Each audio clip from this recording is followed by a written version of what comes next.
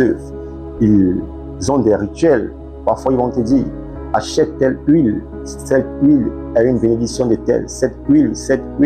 Ils ont des choses, des enseignements de rituels. Ils ont des enseignements qui sont contraires à la parole divine. Ils ont des enseignements qui reposent sur le succès, sur le bien-être. Les enseignements de toujours que Dieu va te bénir, Dieu va te bénir.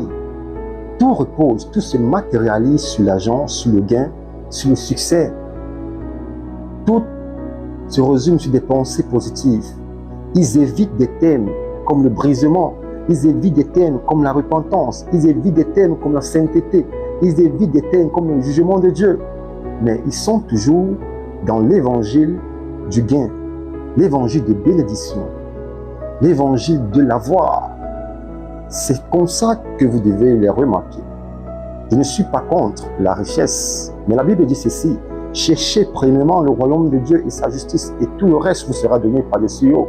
Mais lorsqu'un homme vient vous présenter un évangile qui est contraire à ce que les apôtres nous ont donné, la Bible dit qu'il soit anathème. Alors, vous les reconnaîtrez grâce à cet évangile qui est l'évangile de la prospérité, l'évangile de l'avoir, l'évangile du succès, l'évangile du bien matériel.